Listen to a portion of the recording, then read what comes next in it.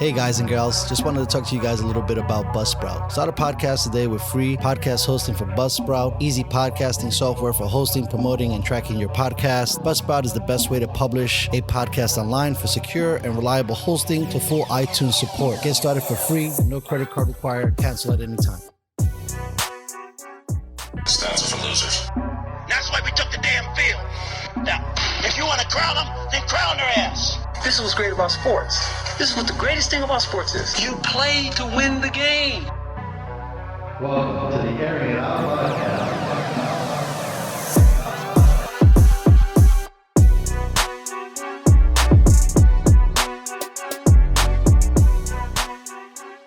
Ladies and gentlemen, welcome back to the Airing It Out podcast. I am blessed and honored to have a really great friend and mentor of mine, John Conti. How you doing, John?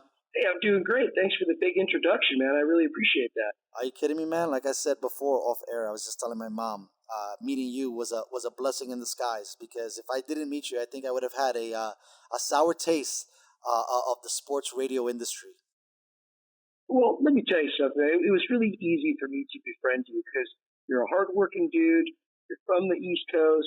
We're cut from the same cloth. And look, at the end of the day, you're a hard worker. You deserve to succeed, and I want you to succeed. And your podcast is amazing, by the way. Thank you. You know, I don't want to gush too much about it, but did you enjoy the couple episodes that I sent you? You know, I actually did. And, you know, for the longest time, I didn't listen to it. As you know, you sent it over to me. And, well, it was Corona, bro. It was Corona, bro. Everybody was frozen. Look, at the end of the day, when I finally listened to it, I was pissed off that I didn't start listening to it sooner because, look, I always knew you were really great. You have a good on-air personality. You can do things behind the scenes, makes you a dual threat. Now your interviewing skills are getting a lot better too, my friend. So I think you're a triple threat at this point. Wow. Well, thank you so much for that, bro. That's pretty awesome. It took a little bit to get the guts to kind of take a shot, but I guess it's just part of the process and growing and everything of that nature. So what I wanted to say was thank you so much for the compliment. I really thought that it was going to be, I guess, not easier, but because I'm so passionate, I thought I was going to have more opportunities. But, you know, everything happens for a reason, so it ended me working more on my craft on the sideline. So, yeah. Thank you so much for calling me a triple threat. I almost feel like a legitimate sports player. Well, you've definitely gotten good at it. And look, you've been around the game. You spent time on my show. You spent time with, you know, people that call themselves professionals. So you've seen every gamut of it. So by this point, I think you know exactly what to do, how to execute it. And I think that's why your show is so good, especially the type of guest that you have on. I mean, the other day I was listening to I think he was a foliage artist. I didn't even know what the heck a foliage artist was before I listened to that show. So it's fun, it's upbeat, and you might even learn something. Yeah, I know. I didn't know about that either. That's what I was trying to, like, with launching this thing. I was trying to incorporate a lot of that stuff and at least give people, even if they listen to the banter, maybe something to walk away with. But yeah, no, listen, coming from you, that is the highest compliment in the whole wide world, because I know you've been doing this for a very, very long time. Well, thank you very much, man. I really do appreciate it. And again, I cannot wait to chop it up with you right now. It's kind of weird to be on this side of the microphone, but I'm all yours, man. All right, so let's go. So I'm going to start out with what's the temperature like in the OC right now, especially with the closures and stuff? Like, where you guys at? Are you guys feeling nervous? Not so much? Is it part of the process now because we just close down every time we think something's going to happen? Like, what's the temperature in the OC during Corona? Well, in case you can't tell, I mean, the OC is not doing the same things that San Diego County and LA County are doing. As a matter of fact, they're going to open up the schools. So, you know, you have a choice if you're going to send your kid to school, if you're going to send them to a hybrid type of school, if you're going to teach them online. And we've got LA County and San Diego County, and I think 30 other counties in our state that are keeping kids home. So Orange County tends to want to open things up, quite a bit more and quite a bit faster than the surrounding counties. At the same time, when I take the temperature of the county, it's literally split right down the middle. You've got 50% of the people saying, we've got to get back to work. This is ridiculous. Then you've got the other half of the people saying, we need to be extra cautious. So it's just a really odd time in Orange County, in the world, and of course in our country.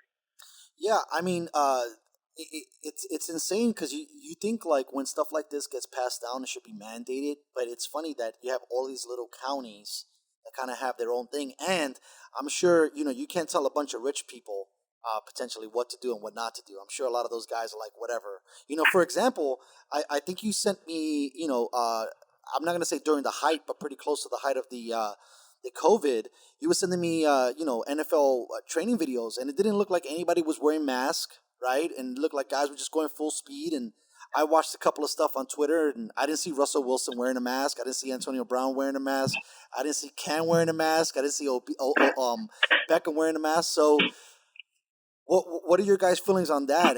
Is the mask thing being a big deal? Not so big of a deal? Is that another thing that's required, or Orange County's doing their own thing on that front too? Well, in Orange County, first we didn't have to wear masks. Then we did have to wear masks. Then we don't have to wear masks. I mean, at this point, who knows, man? I just look at the sign on the door of wherever I might be going. If I need a mask, I put it on. I personally do wear a mask and wash my hands. Well, I've always washed my hands. I think people that are just learning how to wash their hands I know, go are figure, idiots, huh? to be honest with you. But 100%. wash your hands, groom yourself properly. I mean, come on, man. We all know that. At the end of the day, I don't want to get my father sick. So I am taking extra precautions. I'm not going to any events. Like I said, washing my hands, wearing a mask when I am in public, working from home for the most part. So, maybe I'm being a little bit overly cautious, but I need to worry about my father's health. No, I agree, man.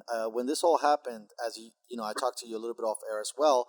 I got a family, I got kids, I got a missus, and so a lot of that stuff I was super proactive on because I wouldn't want to. I mean, I was getting so crazy, bro. I was like wiping down all my groceries every time I went out. I was wiping down boxes and packages that were being delivered and sent by people. I mean, I think I got a little neurotic about it, and then I calmed down, and then all these government people started saying stuff, and so I was like, look, at the end of the day, whether the information is legit or not, I'm just going to wear a mask if it makes people feel better and feel safer. I don't want to rock the boat. I know I wouldn't want somebody to rock the boat, for me or my family. So I totally get it, man. Well, the best part about what you just shared is that you said, you were wiping down your boxes, washing your groceries, and it's kind of funny that you mentioned that because I remember the media was just putting that out there. Hey, the coronavirus lives on a box for 5 days. Hey, the coronavirus lives on your apples for 30 years. Like at the end of the day, man, everybody's scrubbing and washing everything because nobody knows. And again, nobody knows. That's the key phrase to this coronavirus. Everyone's got their theories on it. And, nobody really knows. If we knew, we'd have a cure for it. We'd have a vaccine and we'd be moving on. This is obviously different than the flu. I mean, it has to be different, right? It's not quite the same thing or we wouldn't be freaking out about it so much. No, I 100% agree. I just thought, right, like if you go to school for stuff, you should know. I can't believe the average Joe and a guy who has a PhD on this kind of information, we are both at the same place in the sense of we don't know jack shit about this virus. Well, there's a great video on YouTube. You should look it up and have your listeners look it up. It's called the Coronavirus Horse Race. Okay. And if you haven't heard it, it's absolutely fantastic. I'm not going to spoil it for you, but check it out. Have your listeners just check it out. It's hilarious. I can't wait. Yeah, I mean this thing is starting to become a sideshow at this point with some of the ridiculous claims, and then being able watch the video. I can't wait. Watch the video. It's going to all make sense for you after that. All right, so I know you're a plugged-in guy. I know you've been doing a lot of stuff, and again, you said you were at a couple of training camps, and not per se training camps, but watching a lot of these NFL players kind of working out. I didn't answer your question, by the way. Did you? Okay, so go back. Tell me what was the answer? No, it was. No, you were asking me specifically about, if the players are wearing masks at these workouts and whatnot. And look, man, every workout that I've been at, no, nobody's wearing a mask. But they are practicing, social distancing. But at the end of the day, I don't really know how you practice social distancing when you're sharing a football in the same space. So I do want to retract and say that, I'm all for these guys working out and staying safe, but I never saw one mask out there the whole time. Yeah, so that was my thing. I think John Harbaugh came out and said that some of the requirements and some of the restrictions to restarting, whether it's just like meetings and all this other stuff, just getting ready for this season, was just like absurd and ridiculous. And then I think this article got dropped a couple days ago that already 70 players just tested positive again. Well, I am so glad that we're talking about this because, in my opinion, with anything, this includes baseball, basketball, anything, if you're trying to make so many accommodations, have you ever stepped back and said, you know what, maybe it's not worth it. Maybe it doesn't make sense. You know, I'm the biggest sports guy on the planet, right? I mean, I made my living sports talk radio, doing this, doing that. I was a sports agent. It was my life. But at the end of the day, if one player gets sick, what are you going to quarantine both teams for 2 weeks? You're not going to have a season anyways. So it just seems to me like all these accommodations that are being made, that should be 5,000 red flags that something's not right. So when you said earlier about, the consensus of 50% of Orange County is about everybody getting back to work and stuff like that, I totally dig that. But I don't understand why people are putting money, industries, stock market, sports in front of health. Like, isn't it better we all get better and then we could maybe try to turn back on the engines? But I feel like we're so hyped to fucking get this thing up and running that people are just like, throwing health to the wind. It's all about revenue. And when you take something as big as the NFL, the NBA, Major League Baseball, even the NHL is trying to get a play in this. Everybody wants to come back to some capacity. The NBA thinks they're doing it right by putting everybody in a bubble. I mean, think about this. You've got all these guys in one place. They're going to be there for months. I mean, nothing about this seems right. I mean, there's going to be no fans. Again, those players could still get the coronavirus. Then what happens? You spread it throughout the bubble? I just don't understand what they're thinking. Why can't they just put this on pause? Let's pick this up a year from now. It's all about greed. You and I both know that. 100%. But when you see guys like Russell Westbrook test positive, you see Von Miller test positive. I mean, these are big names. Like I get the money. I mean, it was funny to think, and I forget. I think it was Kyrie Irving. He had a closed 70-player phone call meeting. And I don't understand why some of these guys, I mean, like David Price just opted out of the season. I get it that some of these other guys don't have the money maybe to potentially do that. But at the same token, isn't your health, isn't your family more important than anything else? First of all, we got to understand that only 10% of these athletes or roughly 10% are in a position that they could say, you know what, I'm not going to play right now. My health is too important. Most of those guys are making that decision because they have enough money in the bank to make that decision. But at the end of the day, as a players union, I think these guys need to get together. And again, let's put the pause on this. It makes absolutely no sense to try to do something when there's so many uncertainties out there. And, on another note, these guys are getting tested multiple times, right? All these sports teams and NBA players and so on and so forth to make sure they're safe and protected. Well, if we start looking at our country, there's a lot of other people that could probably use, daily tests or weekly tests. And I just feel like the resources are being put in the wrong place. I love sports more than anybody, but let's do it the right way. I couldn't agree with you more. I mean, I think that Joe Rogan recently. Most people don't agree with us, by the way. Most people are crazy. chomping at the bit to watch NBA, this, that, and the other. And look, I'm not going to lie to you. I'm a Lakers fan. I am going to watch it. But the whole season's tainted. They're going to be playing with no fans. The whole thing is a little bit weird to me. I agree, and I was talking to somebody about this as well. I mean, let's pretend that we all go forward on the big three in the sense of seasons, right? I mean, I was watching a little bit of international football, and they had like fake sound built into the game and all this stuff. But what happens to the home field advantage? What happens when you're up, so many games, and then you have to go on the road to play, and the fans take you out of it, and it just that element. That just doesn't seem like it's going to be there, especially in the postseason. I just couldn't imagine what it would be like. And I don't even know. What are you selling, NBA? Are they just selling, or NBA, MLB, NFL? Are you just going to be selling tickets, like the NFL ticket, the MLB ticket? You're not making any money in the building. So, I mean, is the whole year a wash? No, the whole year's not a wash, because what the NBA is doing, they've made this perfectly clear. They are going to focus this season on getting out a message. They are going to focus this season on being political.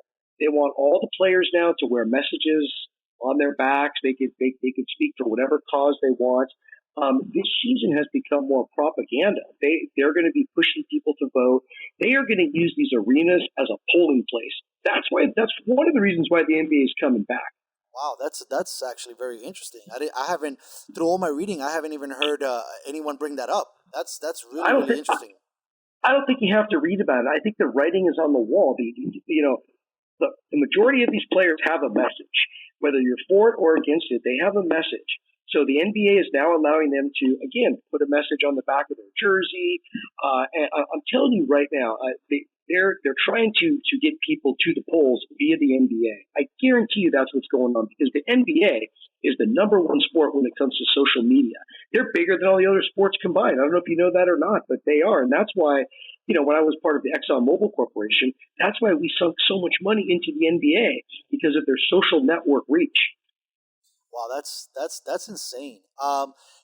Good for the NBA in a little bit of a way to kind of maybe be on the front of this, in a sense of like, hey, you guys are able to get a little bit of a message out there. But my question to you is this: you've been around a lot of athletes, you've been around a lot of people in the industry, whether it's GMs, managers, and coaches and execs. Do you think, and this is a little bit on the fringe, is an athlete's message important? Because I think a young lady just came out and said, "Hey, just play, just dribble the ball." Because for me, I kind of want to see these guys take front and center and maybe lead some positions and say some things. But a lot of people don't like that. Well, look, anybody that has a position of power, look, you have a position of power too. Whether you know it or not, you have a show, you have a voice. You always have to remember, 50% of the people are going to love what you say, and 50% of the people are going to hate what you say. So, in my personal opinion, I don't think you should mix the two, because half the people are going to love you, half the people are going to hate you. However, in the Black community especially, there's a lot of folks that look up to these athletes. And if they want to get their message across, God bless them for doing that. Does that make sense? No, I totally agree. I mean, I'm one of those kids from those Black communities. I grew up in a very, urban community in New York City, and I definitely would like to hear, maybe what LeBron feels on this position, or what Giannis, and that's just the NBA, but for football as well. I mean, to me, the crazy thing But is, there has to be a limit to it. Because, like as an example, athletes, they've got big followings. Now you've got actors on their pedestal. I feel that anybody that takes a position of power thinks that their voice is more important than anybody else's.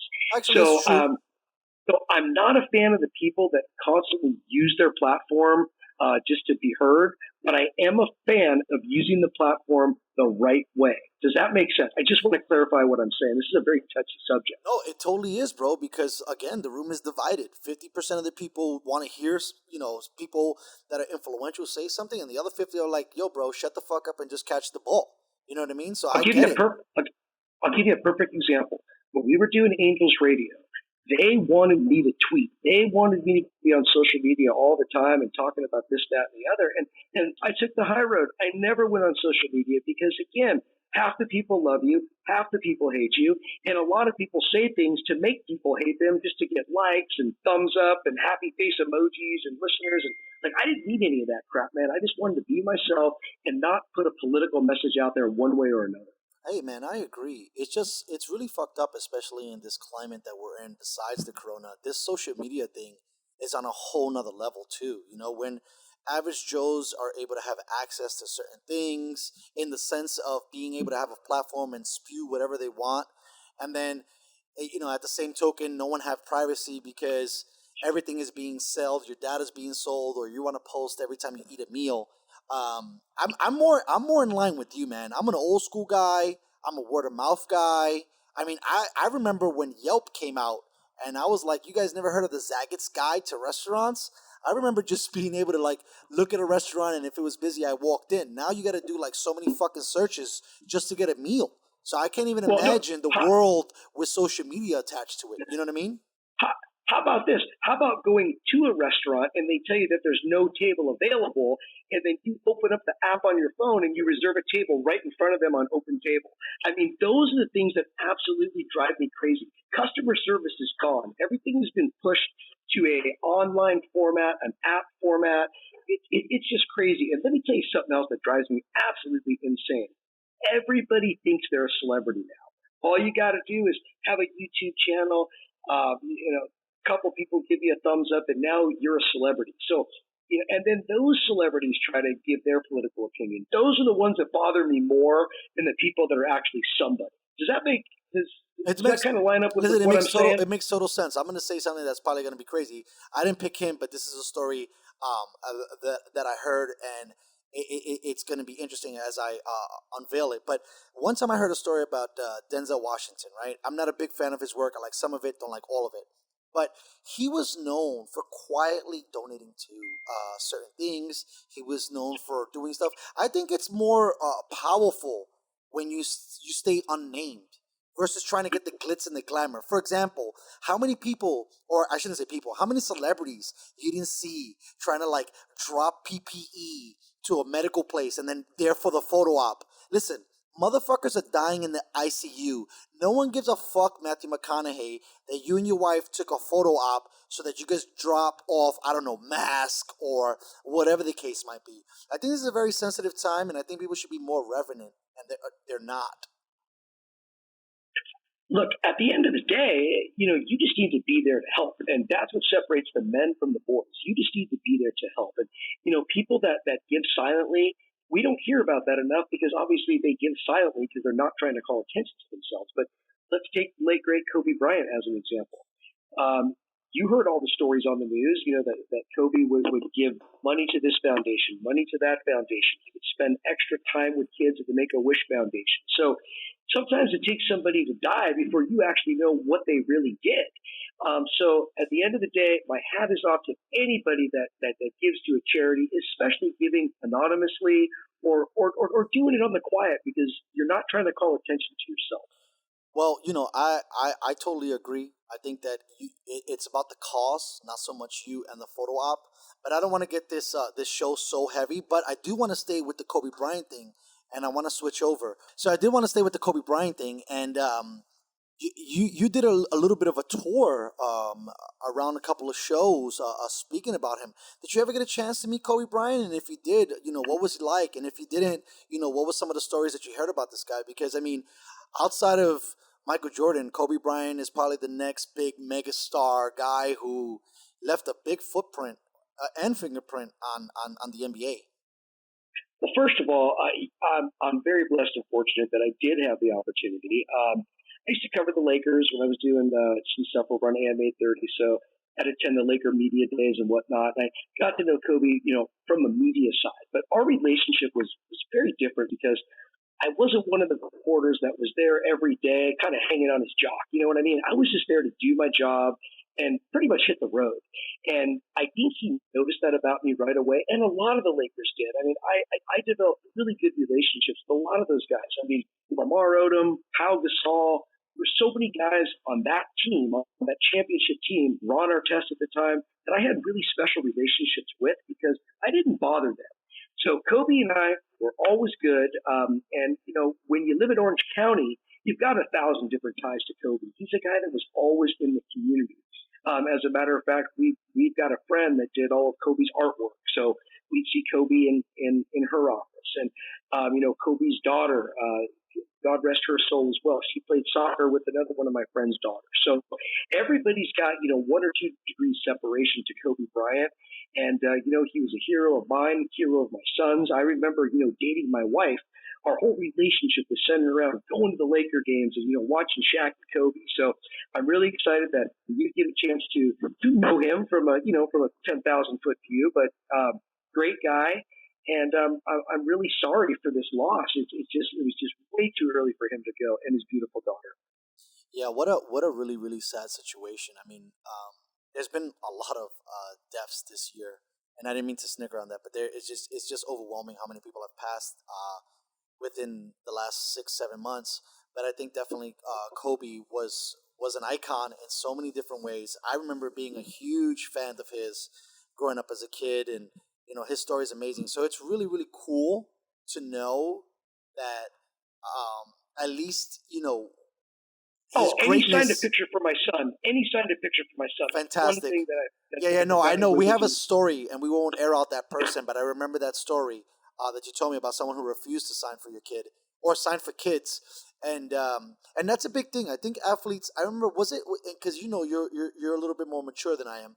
Was it Shaq or was it That's a Barkley? nice way of saying You I'm an like old that? man, right? You like that? You like that? I cleaned that up pretty sweet for you. More mature. I like that. Was it Barkley or was it someone who said I'm not a role model? But at the end of the day, they are, man. You got these kids hanging posters in their bedrooms, practicing shots like you, trying to move like you, trying to be like you. It's really, really, really awesome to see someone at that magnitude still be grounded and still be part of the community and give back in a way that could be tangible and not tangible at the same time.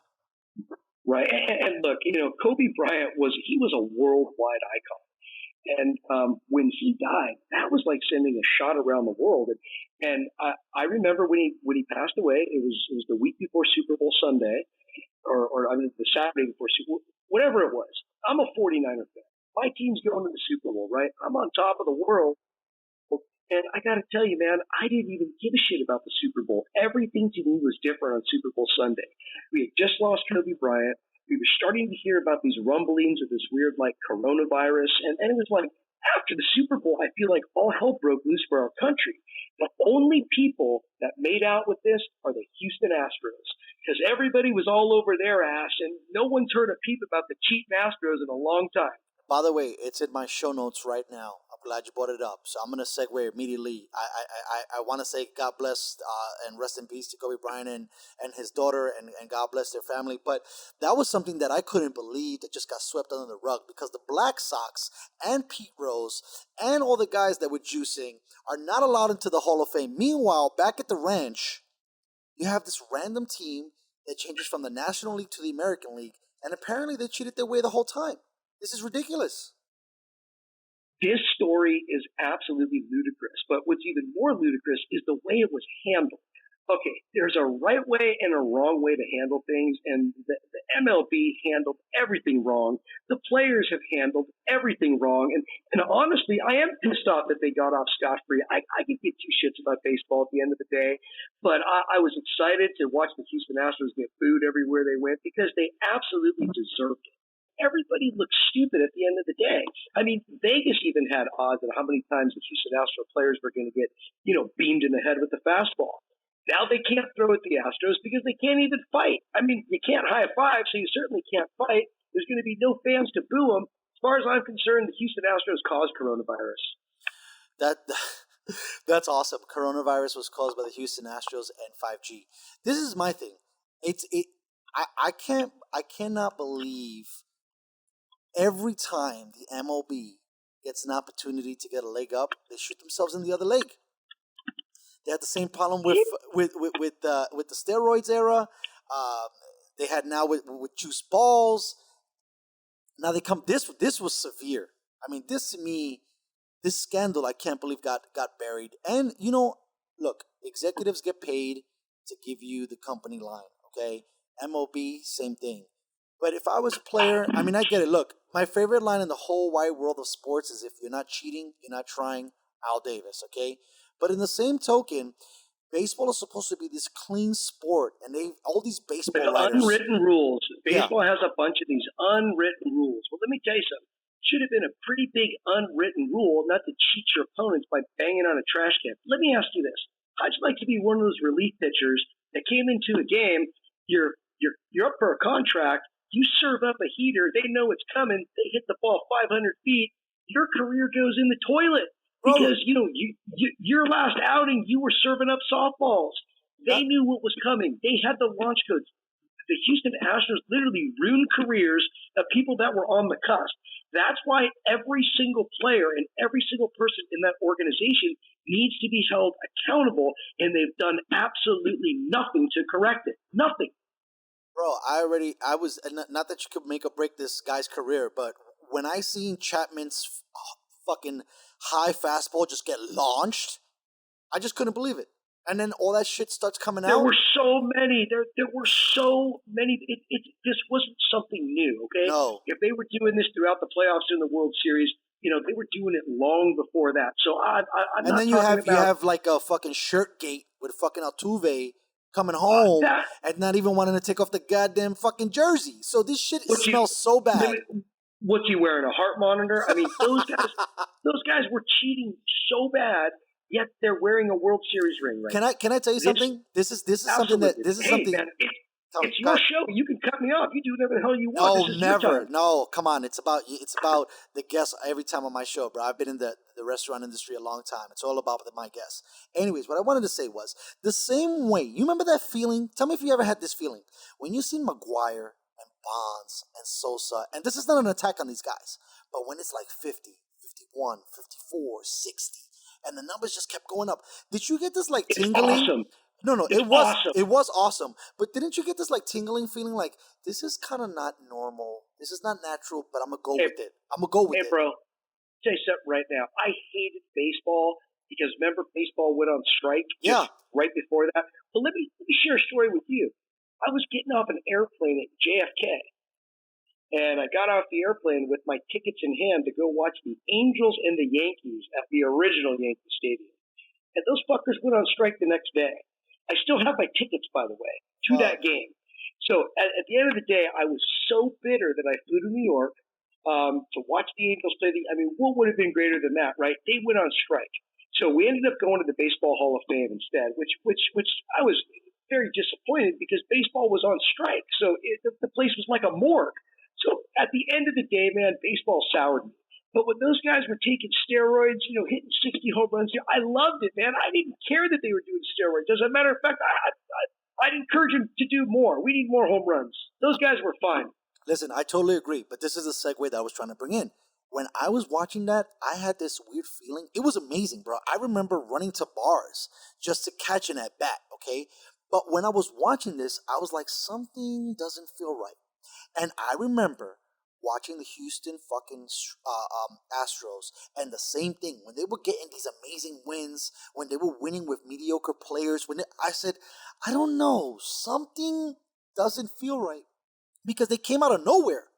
How long in the National League, Houston was kind of like, and I hate to put these guys there, but they were like the Padres. They were a farm team that kept putting out these great players, and then, the Yankees and Boston and the Dodgers kept picking them up. And then as soon as they switched to the American League, within 1 year, they got to the World Series. So you obviously know Bob Gibson from the franchise as well. Yeah, shout out to Bob. Listen, Bob's a great guy. Bob was our resident baseball guy. And of course, every year we had Bob pick his World Series team and so on and so forth. And Bob was all over the Houston Astros the second they made that jump to the American League. Bob was all over them. Bob told us they were going to win the World Series. Really? So, what was Bob's gut feeling about them switching? Was it just because Bob was probably one of the guys banging on the trash cans for all we know, but Bob was all over the Houston Astros. So from a baseball purist standpoint, they actually did have a better team than we thought. And they have some great players, but now we certainly know why they're so great. Right. I mean, shit, if I could tell you that it's going to come high and inside or out and away or whatever the case I'd probably still strike out, but at least I'd look pretty doing it. At least I'd swing in the right place. I would totally strike out, bro. I'm coaching my youngest, one of my youngest boys is Little League. And, man, fielding grounders routinely is even difficult. So I can't even imagine. And that's the thing, right? These guys got it at a level that it looks easy. And it makes people, from a fan standpoint, think that they could do it too. Tell you what, man, I used to rip on Jared Weaver all the time on the air because, towards the back half of Jared Weaver's career, I think he was throwing the ball 60 miles an hour. I'm not kidding. That guy, they were hitting the ball onto the 57 freeway. I remember. I used to watch a lot of Angels baseball, and it was weird because I was like, damn, this guy used to be so good. What happened? He used to be so good, and then all of a sudden he just fell off the map. So I was ripping on this guy on the air so much that I got challenged to jump in an 80-mile-an-hour cage. And, of course, you know me, man. I took any challenge that was given to me. And tell you what, man, I did pretty darn good. I made contact with every single ball. No joke. A couple were foul tips here and there, but I made contact with every ball. So at the end of the day, I proved to – and it was on video. I proved to the listeners that I can get a hit off of Jared Weaver. Son of a bitch, bro.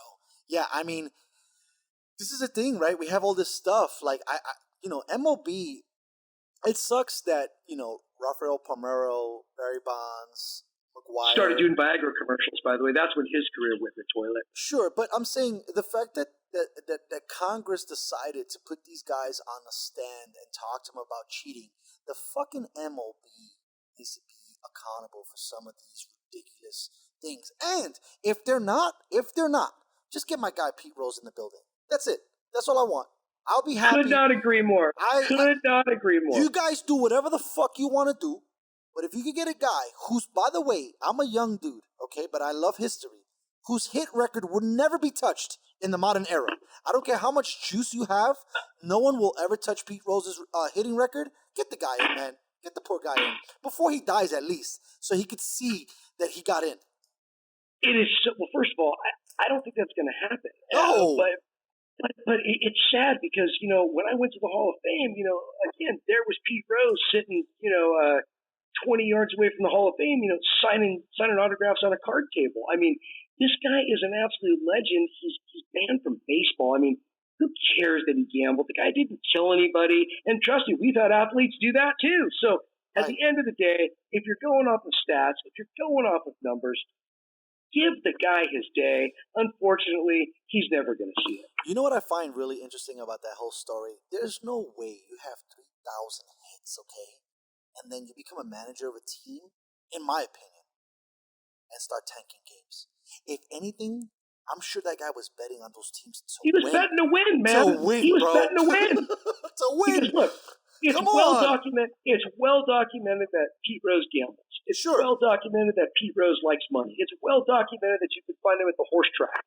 But at the end of the day, if you're betting on your team to win, well, God bless you. You should Come on. I think that's just dope. confidence in what you're doing. Facts. That's so amazing. It wasn't like you were trying to throw games. Now, if you're throwing games like the White Sox or the Black Sox from right, or like the Houston Astros, but man, what balls to be like, you know what? I believe in this squad so much. Fuck it. Let's put $100,000 on this and let's play. Hey, we all saw the movie Dodgeball, right?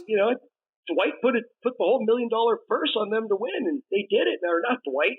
I don't know. Dwight was the bad guy. I have no idea. But I know what you're talking about. Yeah, I was gonna say the same Dwight thing. Dwight Goodman. Yeah.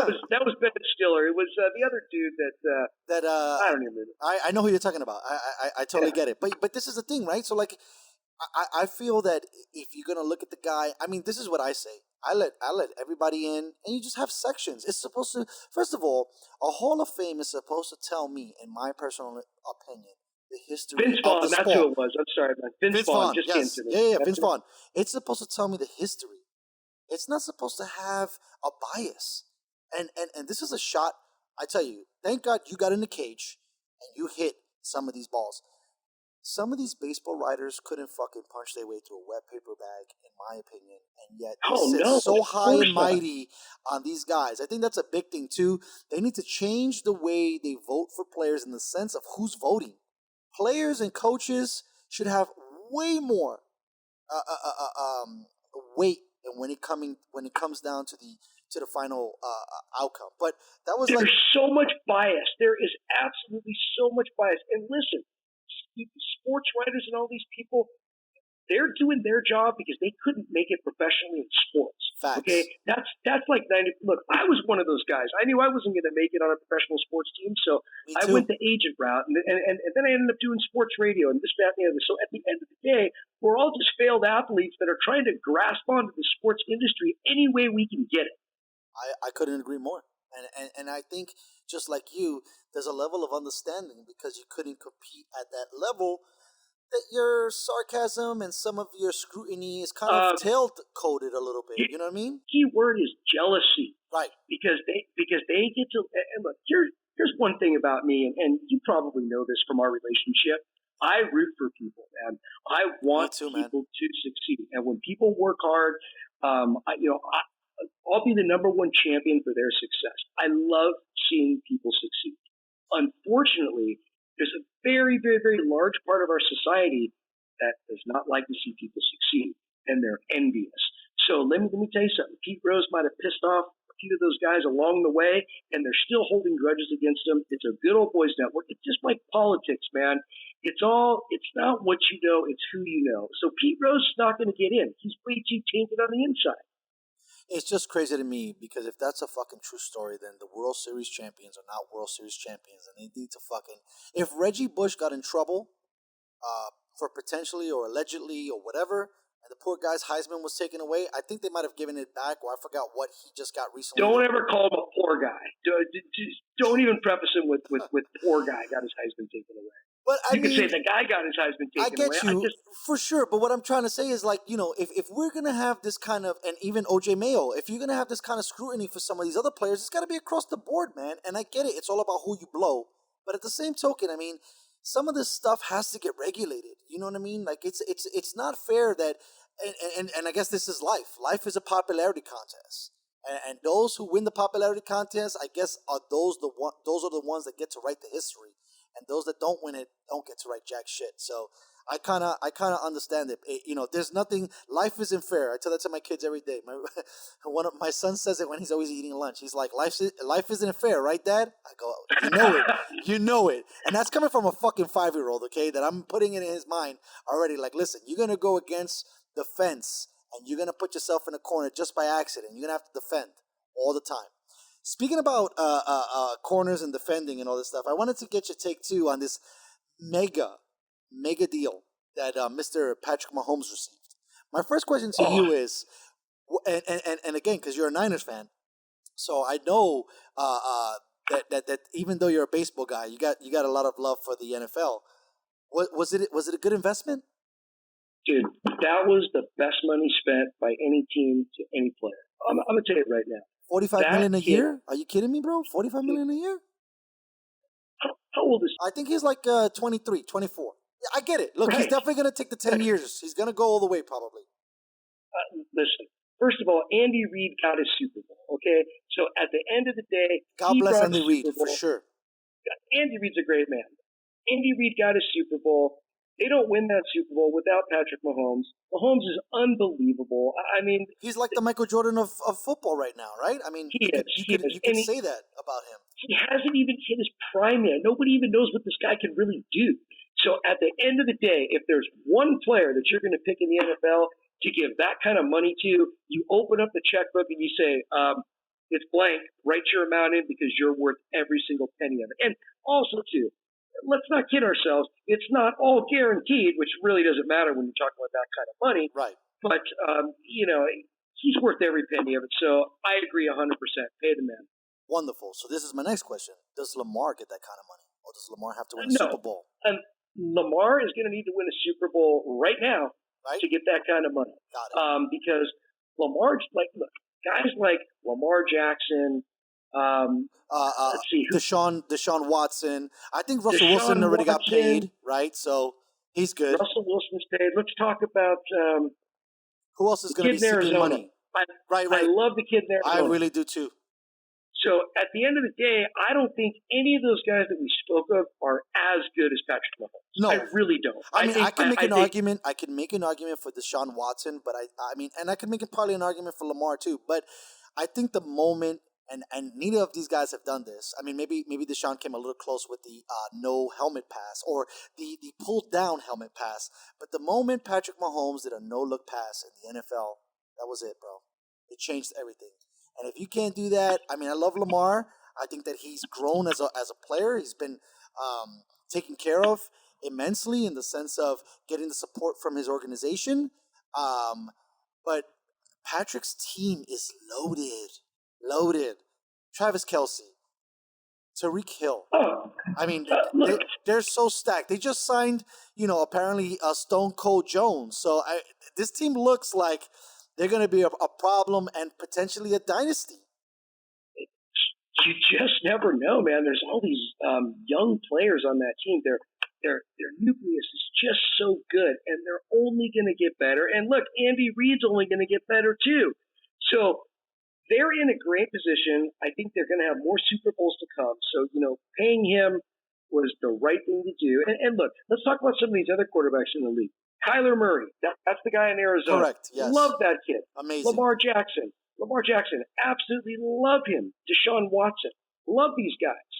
But, at the end of the day, they're like a Patrick Mahomes light. You know what I mean? Right. They're not going to be what Patrick Mahomes is. But I also think too. So I had another show with another friend of mine, and you've heard this 100 times, and he said it crazy. But if Tom Brady would have ended up on any other team besides the Patriots, maybe he would have not had an opportunity to win 6 and appear in 8. I think the same thing could be said for Patrick Mahomes. If Patrick Mahomes went to another organization, I mean, you got Lamar Hunt, who helped bring the NFL together. They're an outstanding organization. They're an outstanding family. The Kansas City Chiefs have a very rich history of at least winning, maybe not Super Bowl wins, but winning, and they were there early on. I think that they did win a Super Bowl, maybe in Super Bowl 2 or 3. But if he would have ended up on the Texans, I think he wouldn't have been as lucky. And I think that kind of sucks for someone like Deshaun. Deshaun is on a bad team. And, he might not ever have an opportunity to grow and excel in that same organization the same way a Tom Brady or a Patrick might have had. Well, look, everything is situational. It's not always good to be the first quarterback pick because that means you're going to a lousy team. The guys that have the best careers are the guys that have a chance to groom behind somebody else when the team is not in a fire drill position to get these guys on the field. Let's take Aaron Rodgers as an example. Got to sit behind Brett Favre. Let's take Steve Young. Got to sit behind Joe Montana. Let's take Tom Brady. Bledsoe, same deal. Absolutely. And look, Tom Brady's great. We all know Tom Brady's great. But Tom Brady had a very good team and a very good organization around him.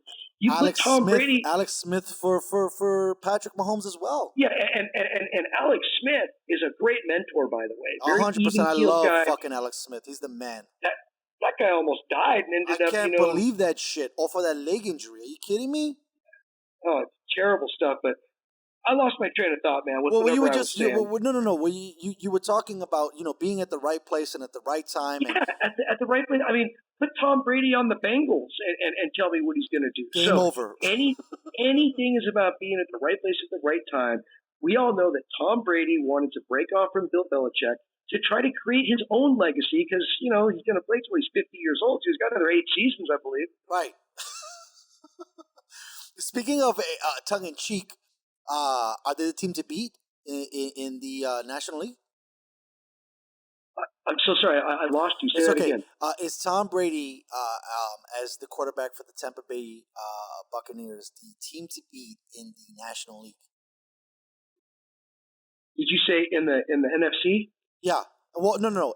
Just in the National League of Football, because we got the 2 splits. So they're going to be on one side, and then it's definitely going to be Patty Mahomes again, but. You're asking me if they're going to represent. I'm sorry, I'm having a tough time hearing. You're asking me if the Tampa Bay Buccaneers are going to represent the NFC in the Super Bowl this year? Correct. No, absolutely not. Ooh, who do you got? No, absolutely. Well, first of all, I'm a diehard 49ers fan. Okay. San Francisco's okay. They're pretty stacked. They're pretty stacked, but.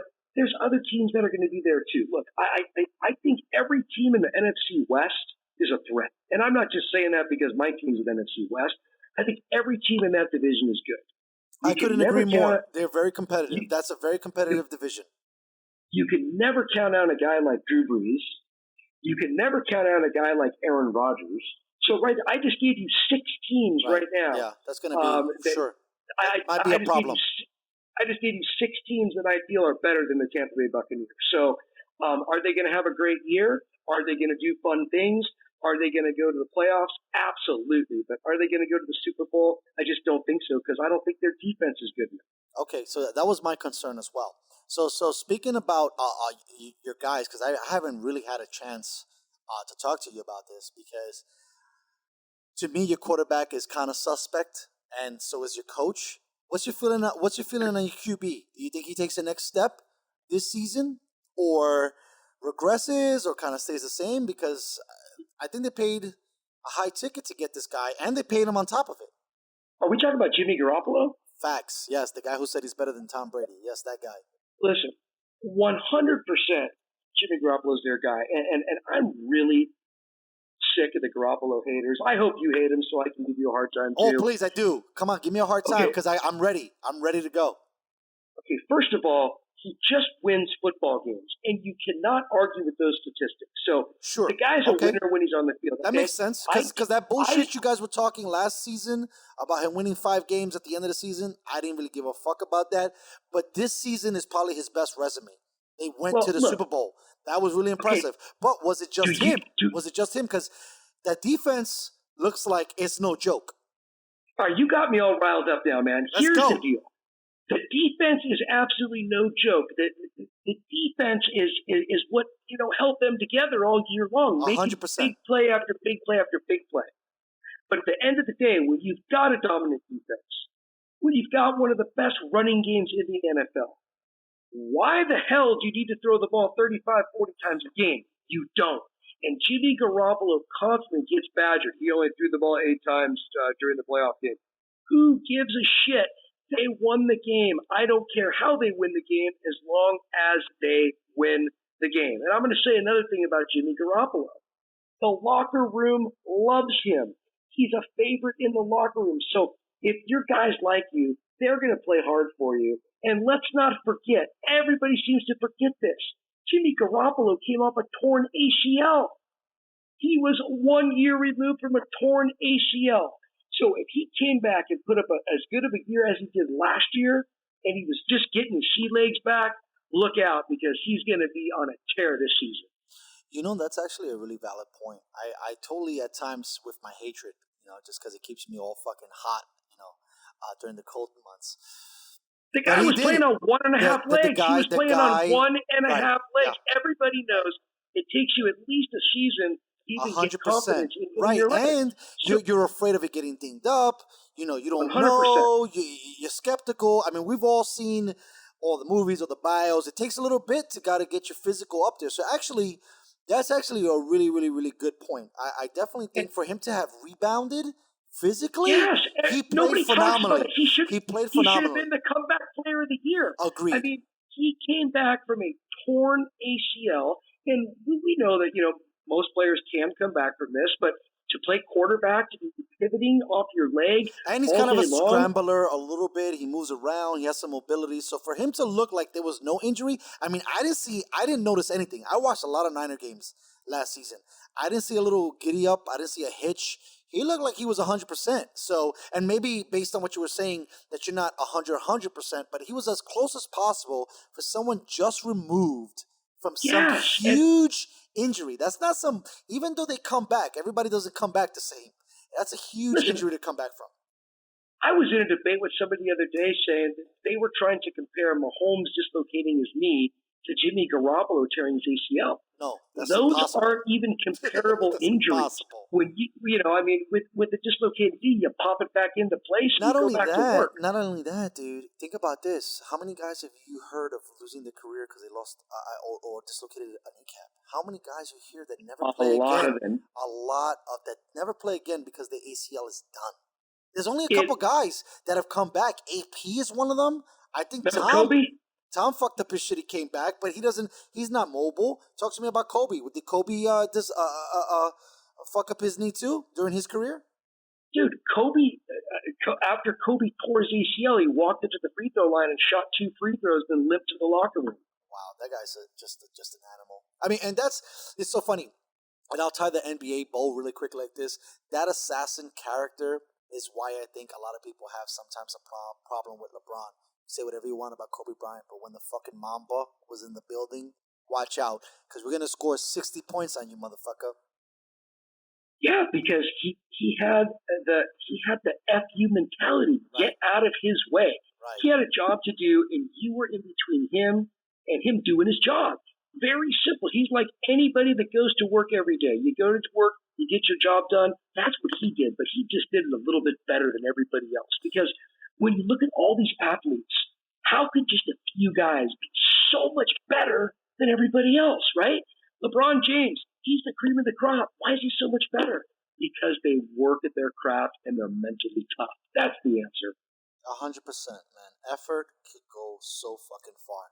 So now, getting back to this. So this is my thing. Okay, so let's pretend, and we're not going to pretend, but I'm going to pretend a little bit because I do have a little hate on my guy. But now that you've educated me, I'll walk back to hate a little bit, and I'm going to switch gears to the hate. So is it the head coach? Because the head coach blew a 24-3 lead to the Pats as the offensive coordinator for the Falcons, and now he becomes the coach of the Niners and blows another game. Because if I wasn't mistaken, weren't the Niners leading in that Super Bowl?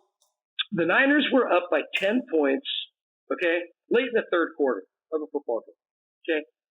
10 points, that's 2 scores. That's a right? lot, man. That's a lot. You think 2 scores is a lot against Patrick Mahomes? No, not at all. Not at all. But I'm saying overall, look, listen, apparently 21 points wasn't enough against Tom Brady. So we know that the evolution of the NFL is about airing it out, a little drop for the show there, but passing the ball, okay, and moving it forward. So for sure, when I seen that number, I knew they weren't out it, but at the same token, it's crazy for me because I was just talking to somebody about this the other day. It seems like some of these head coaches, when they get to the Super Bowl, they get away from their bread and butter, and it looked like the Niners for a second got away from their bread and butter. For a second. And that second was enough for not Andy Reid, because Andy Reid is known for being a coach chokeable artist. It was enough for Patrick to say, you know what, guys? Get on my back because I'm going to take you to the promised land. So now this is my thing. Forget about the athleticism. Does Garoppolo have that kind of leadership where he could go to the sideline and tell everybody to jump on my side? Also, I also think that Jimmy Garoppolo, and I give a lot of credit to the head coach, the offense was kind of put together with bullshit. I mean, they had a rookie wide receiver. They had Sanders who couldn't. They drafted him. I mean, they traded for him, mid-season. But then he got a couple of hiccups, and they were running the rock with guys you couldn't name in a lineup. Bretta and the other running back. I mean, I like the guy originally from the Falcons, but was it a head coach mistake, or was it where did the Niners miss, and where do they need to address it moving forward? All right, you asked me a lot of questions there, so I'm gonna try to remember them in order. Don't worry, okay. I won't forget. Okay, number one, where did they miss in the Super Bowl? Let's just go beyond Kyle Shanahan for a minute. Okay, so in my opinion, that they let off the gas. That's what I would say that they messed up. Because if you up 10 on a team that could score 21 in a quarter, I would have kept pushing the gas pedal. Everybody can easily Monday morning quarterback. 100%. There was a 3rd and 15 play that was the difference in the game, and the reason why that play happened was because Patrick Mahomes was rolling around, running all over the place, playing backyard football, and he decides to hit Tyreek Hill, 30, 40 yards down the field. That's a play that you have to know as a 49er fan. It's going to get you. You got some older cornerbacks. You got Richard Sherman back there. He's not as quick as he used to be. You had to know at some point in the game that play was coming, and that play was the dagger. Because once Tyreek Hill caught that ball, every bit of momentum shifted over to the Chiefs, and they never let up. And I'm going to say one more thing, too. Let's not forget that football's a game of inches. 100%. So is life. You do realize that Jimmy Garoppolo overthrew Emmanuel Sanders. That was a touchdown. That was a touchdown. Maybe by the length of a football. So at the end of the day, you're 12 inches away from winning that Super Bowl. Yeah, because that would have probably put it up at 17, and then who knows? That would have been it, man. Yeah, they would have. They might have not recovered from that. I think that would have been it. Look, I agree. Until you said that, I totally forgot about that play because I remember cringing like, Garoppolo, you fucked it up. That was a no-brainer touchdown, boss. So I get it. I get it. You can't be so hard on these guys because it is inches. One way. I mean, listen, we all watched the movie Any Given Sunday, right? And we seen Al Pacino go on that amazing rant. 1 inch one way, and we lose. 1 inch another way, it's a touchdown. So I get that. But it's so true, though. I mean, it's everything facts. about it is true. So I'm going to respond about Kyle Shanahan in just a second. But that's what I'm interested in. Do you know how much crap I was getting when the 49ers lost the Super Bowl? Everyone wants to, By the way, fuck those guys. Are you kidding me? Where's your whack-ass team? Your whack Listen, ass team didn't even make the Super Bowl, bro. Come on. first of That's the thing that gets me hot sometimes. You got, again, with the haters, and I hope you don't forget, you got the haters, always got to say shit. But the Niners have been in 2 Super Bowls in the last 10 years. Where's everybody else at? listen, I am so proud of my team. They went from 4-12. Do you think I thought at the beginning of last season they were going to end up in the Super Bowl? The answer is no, man. I'm hoping they win 9-10 games so I can enjoy half of my Sundays. These guys went on an amazing tear. They had an amazing season. They're the champions of the NFC, and I'm very proud of what my team did. Again, this is their first year with Jimmy Garoppolo healthy, okay? So you've got Jimmy Garoppolo and Kyle Shanahan. They were together for their first year. They went all the way to the Super Bowl. So how was the coaching, you asked? The coaching was absolutely fantastic because they were winning football games, and Kyle Shanahan knows how to get people open. He knows how to make any running back a good running back. He just got a 10-year extension on his deal, so I believe he's the right fit. The players love him. He's got great schemes. And, did he screw up in Atlanta? I don't give a shit. Not my business. I'm moving on. Man, that's a fair account. I got 2 things really quickly. So back to the thing about the low passer, maybe not rating, but attempts and completions. Ben Roethlisberger, when he was a rookie, I think they went 13-3.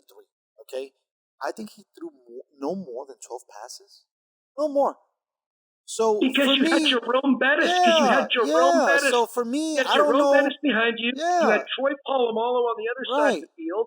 So for me, I don't think attempts mean jack shit. Okay, who cares how many attempts the guy had? The only thing that matters in the NFL is a W and an L. And the fucking Niners got way more W's than they got L's. So, right. For me, and they created a culture. No, here's the thing. Go ahead. They created a new culture because they're not even in San Francisco anymore. They're in Santa Clara. Nobody was showing up at the games when they were losing. There was nobody there rooting for the team. So with them coming back and winning, it's good for me as a fan to see people in the stadium again, people interested in 49ers football. It's good. I was interested, and I'm not even a Niners fan, bro. Clara. I mean, actually, that's not true. Santa Clara. It's good for Santa Clara. It's good for San Francisco.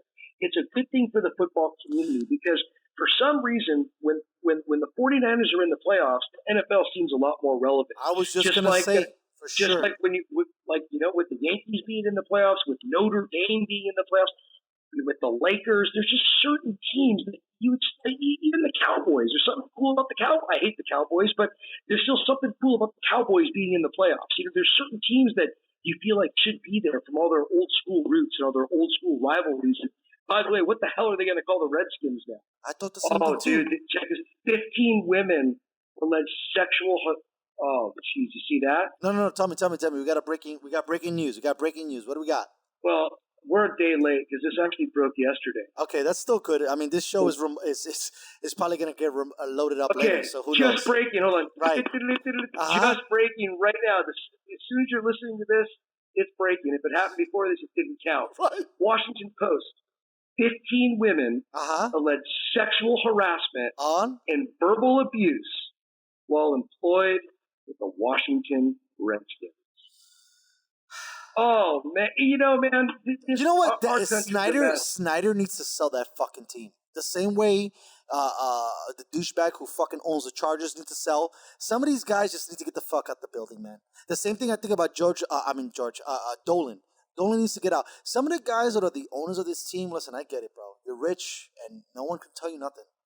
But that was all right. weak. Here it is. Okay. I literally just looked it up. I honestly didn't want to spoil the surprise, but I don't care. Go ahead. You look it up, buddy. I'm looking. That's the great thing about recording remotely and not live like you. You're a boss for doing the live shit. The fucking logo's terrible. Have you seen it? No, I didn't even check. If you know what their logo is? What is it? It's 2 fucking dog tags with W's on them. That's weird.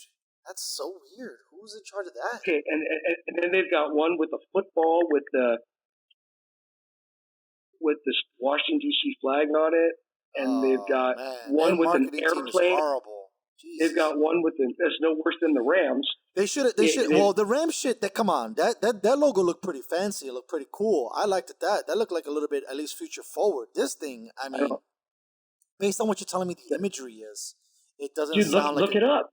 Can you see it right now? No. I totally can, but I think it's better for the listeners for you to describe it to me because we this is a new thing. I tell you this. So You know what gets me upset about the Skins? That it had to come to this for them to change that fucking name. They should have been changed that name, and that's why I said Snyder should have been out the fucking building. And I'm no surprise that they've had problems inside the building. This place has brought back Joe Gibbs, who won in race car driving and in football, and when they brought him back, they couldn't do jack shit. They had the first black quarterback who nobody even fucking talks about winning a Super Bowl, and they have been absolute garbage for the last 10 years. Garbage. Maybe more years than that. Come on, you guys have this rich tapestry. They won 3 Super Bowls. I don't even think people know that the Washington Redskins won 3 Super Bowls. Okay, so here's the deal. Their helmets look pretty good. Is it rad? They really do. Okay. The helmet. Yeah, I'm a helmet good. guy. So if it looks good on the helmet, who cares what they call it? So they've got a picture of W. They've got the 3 stars over the the points of the W. Okay. And they've got it looks like a general stripe going through the W. It doesn't look that bad. I mean, but Warriors is like the least offensive thing they could have picked, right? I mean, right? Someone's going to get offended by it. You're so? going to piss someone off. Listen, man. Well, I mean, you have the Washington Warriors, the Golden State Warriors. That's what I got mad on. When you're thinking about Twitter and social media, how are you supposed to make a difference? Because the only Warriors that I care about or that I'm interested in are in the Northern California. The Golden State Warriors. Yeah, right? Like, come on. Like, are you kidding me? Oh, you know what? Yeah, you know what? The more I look at this, the more it sucks. Right. Because I'm an OG guy. Like, as a matter of fact, I mean, I'm not a Bears fan, but I respect the Bears uniforms. Right. I'm not a Colts fan, but I respect the Colts uniforms. Like the Steelers, I don't like them. I'm just glad they went away from the Bumblebee uniforms. I like the real simple stuff. 49ers love their uniforms, but these teams that try to get all cutesy, like, come on, you don't like the all. By the way, I was about to buy that shit. You don't like the all black with the red Niners alternate jersey? That shit is fire, bro. Come on, I'm a younger guy. That looks smooth. Terrible. They didn't even go with those last year. They were so terrible. I liked them. I was about to buy one with Kaepernick all over the back of my jersey until it's so funny. I was going to go to New York. I would have sent you one. I had one. Shit. You should have told me. I was going to wear that shit before all this thing popped off, and I couldn't fucking believe that a guy who took a goddamn knee can't get a job in the NFL. Okay, talk about not letting people into the Hall of Fame. The guy took a knee, and you know what? You know what? This is to me. Philosophy, buddy. This is a breaking take. This is a take that nobody's made the connection on. Let me tell you this. I got a take for you on him too. Hold on, and then I'll go, and then you go. Tim Tebow was loved in this nation. Granted, he didn't take a knee during the national anthem. The fucker took a knee every goddamn time he scored. This other dude decided to take a knee during the anthem. I get it, but it wasn't offensive. How do you blacklist a guy just for taking a knee? It wasn't like he was grabbing his crotch. There's so many egregious things for guys in the NFL, and I won't name them, who are still in the NFL. This guy took a knee. Come on. But he can never play football again? Come on. How about this? How about the fact that when he did his whole little I'm gonna take a knee for my cause that I'm not really sure about, because in the beginning you cannot tell me that he had clarity for his cause. 100%. 100%. Because he didn't. And I was there in San Diego one of the first times he did it, and I was there in San Francisco, I think the second time he did it. So, I watched his reaction from it every time, and keep in mind, man, he didn't have a real clear vision of what the fuck he was doing. Now, had he been real polished and said, you know what, this is why I'm doing this. I mean, he stood up there and said, I hate cops. Cops are pigs, and I'm going to take a knee. And my hairdresser is more educated than my cop friends. I don't know. He's popping up saying all these really stupid ass things. Let's not forget, he was a second string quarterback at the time. A second string quarterback. He was getting no attention on himself, so he decided to take a knee. So to me, it's a little bit of a different story when you're the second string quarterback. When you're the second string quarterback, just stay in the background and shut the fuck up. He was a second-string quarterback. You know what's so funny? Making a I think bust. people forget about that. I can't even believe that he was a second string quarterback. When you're the first-string quarterback, if you want to take a knee, stand on your head and spit quarters out of your ass, go right ahead. But when you're the backup quarterback, sit in the corner and shut the fuck up. Yeah, I mean, I couldn't agree more with the statement of, in the sense of where you're at and not rattling the team.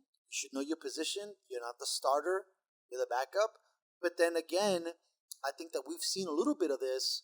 And again, I'm probably going to get a little hated for this, but we've seen some of these actors and actresses who didn't have their time in the movies at this time make probably some bad decisions on social media.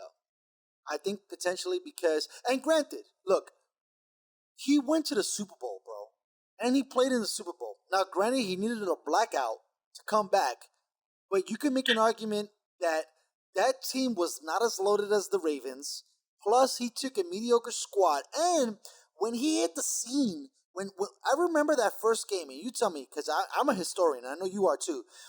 That first game against the Bears and the way he played when he first came out, it was electrifying. It was almost like watching Michael Vick. It was almost like watching Patrick Mahomes. It was almost like watching Lamar Jackson. It was almost like watching Deshaun Jackson. And everybody thought that this guy was going to be the next best thing. And it's sad to see his fall and demise. But again, what a slippery slope, right? Maybe he didn't feel like he was getting enough attention and decided to cause more attention to him. But it did bring a national audience to a thing that maybe needed a scope. And apparently now, I mean, he got paid out by the NFL for blacklisting him. Just made a big contract with Disney. I mean, I think he made a contract with Nike. So he's not hurting financially. He's in camp with financially. the Chargers right now. He's in camp with the Chargers right now. Okay, so tell me. You got the insider shit, baby. Come on, give me the goodies. First of all, I don't want to sound like, I'm not for somebody exercising their right in our country, because that's why we're in this great country, because we can't exercise our rights. All I'm saying is, if you're going to be a backup quarterback and you're going to take a knee, you better know exactly why you're taking the knee and be able to properly articulate. I agree. Because I thought he made himself look quite dumb by not really knowing what the hell he was taking a knee for. That's number one. Number two, there is a big social justice issue in our country. We just saw this happen a couple months ago with George Floyd. Every single officer in that situation was wrong. Not only the guy that killed George Floyd, but the other officer standing around. They were all wrong. But at the end of the day, are all cops bad? Is every single cop out there, trying to kill African American people? I don't think so. So at the end of the day, we're putting everything into a box. Like, everything's got its own narrative. You know what? Cops hate black people hate cops, blah, blah, blah, blah, blah. So yes, Colin Kaepernick obviously knew what he was talking about, even though he didn't articulate it well. Does that make sense? No, I listen. I totally get it. Now, I'm a big fan of Cap off the field.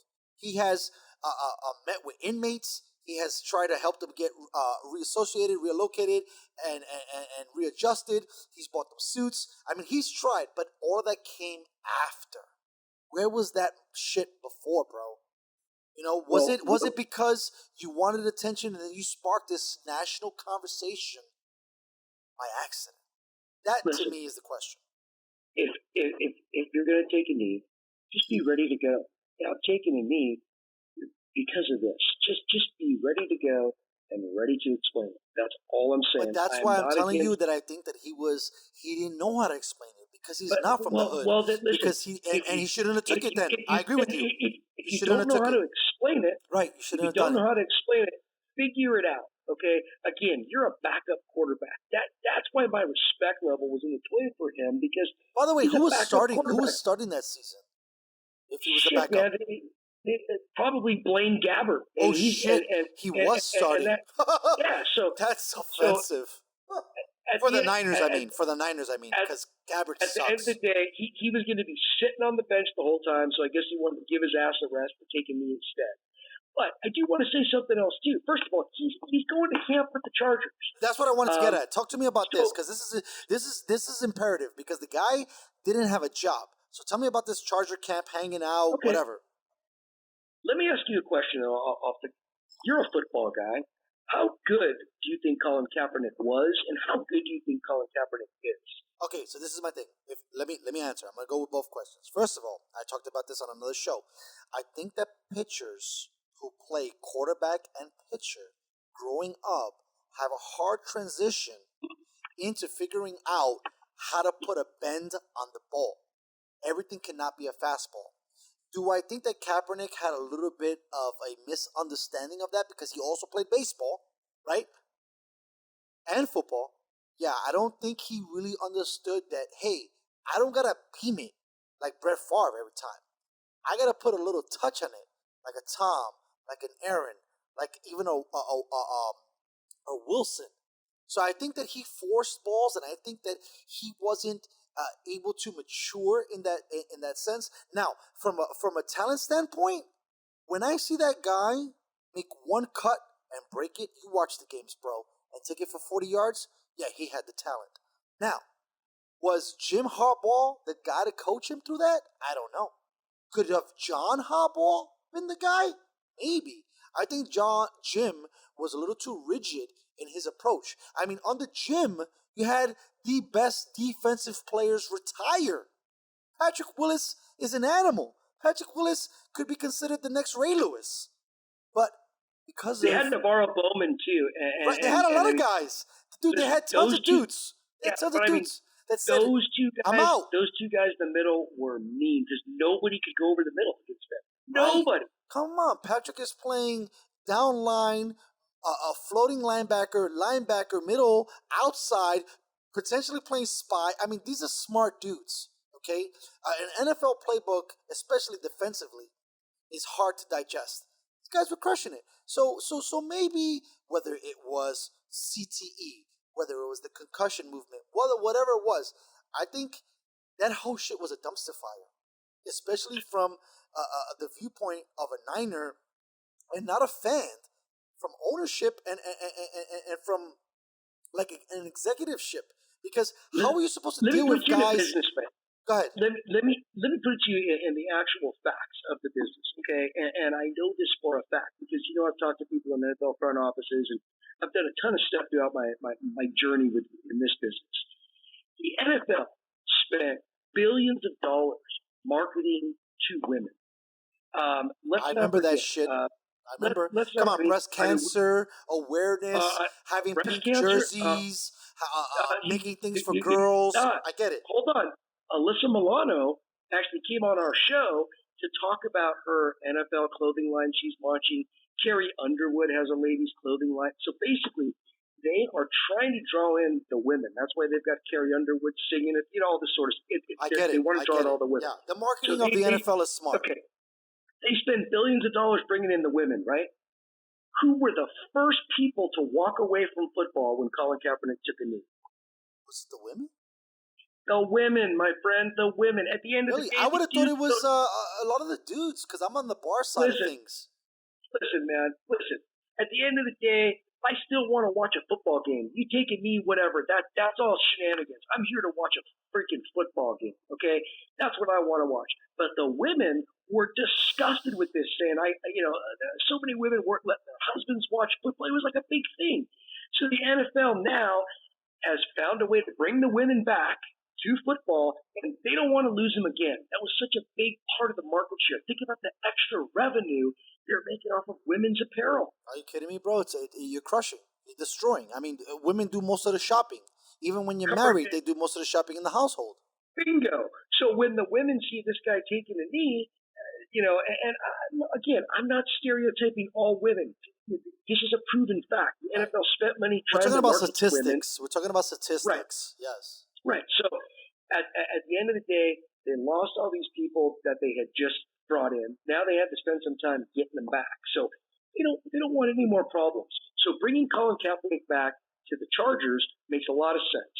Number one, let the guy compete for a job. I really don't think he's a good quarterback. We haven't even gotten into that yet. Yeah, I want to hear this. Okay, so first of all, you put him with the Chargers. It's perfect because the Rams and the Chargers are on Hard Knocks. This will definitely give Colin Kaepernick by the way, hold on. Pause real quick. So this season, I didn't know this. This season, the Chargers and the Rams are going to be the Hey, Hard hold on, Knocks. but I'm going to put you. I'm going to hold you for a second. Okay. Go ahead. Do it.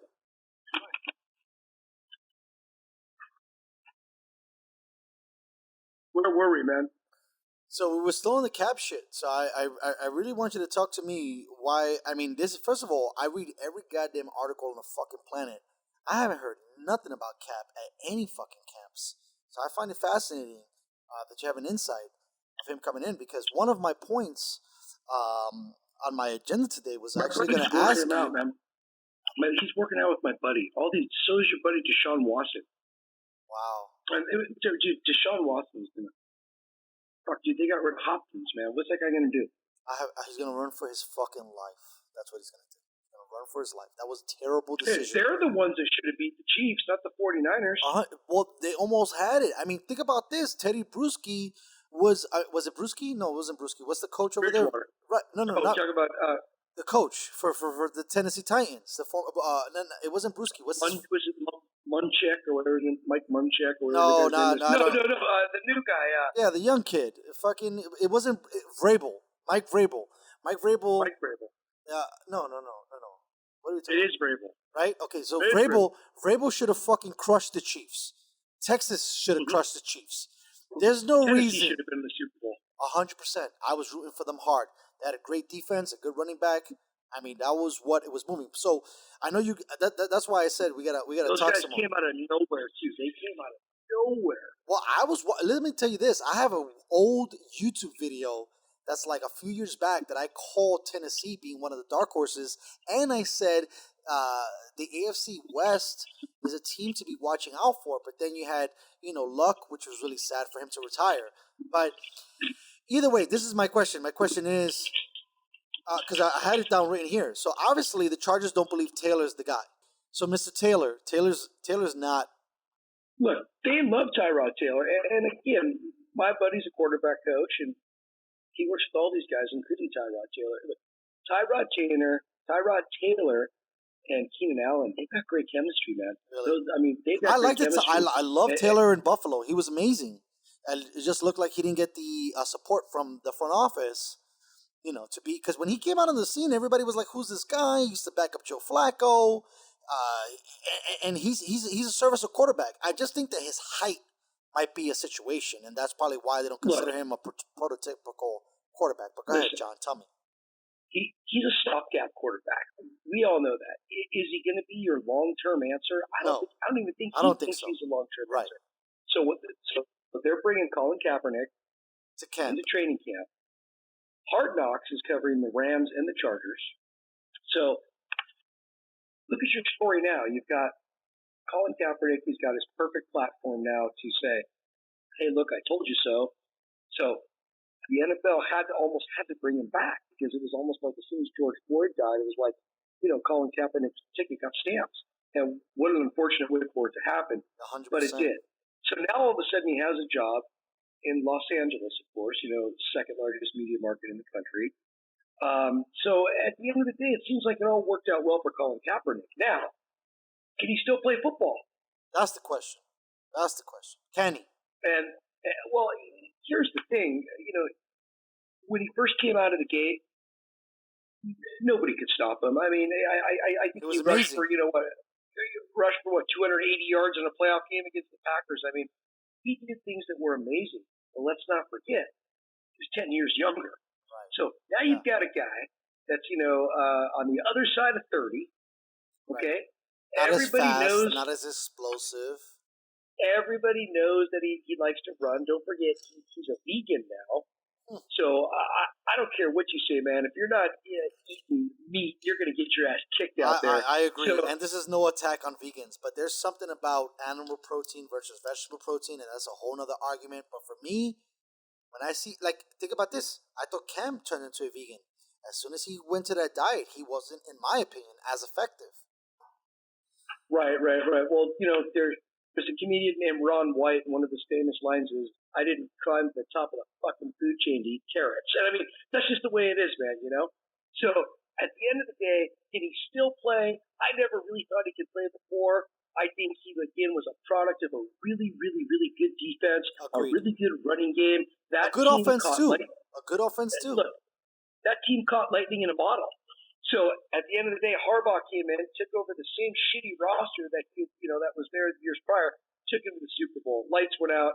The rest is history. But let's talk about Colin Kaepernick's mechanics, okay? That's the problem. Okay. I watched a lot of football games, and one of the things that infuriated me as a 49er fan was the fact that Colin Kaepernick seemed to only look to the right side of the field. And you could go back and you could watch every piece of tape out there, okay?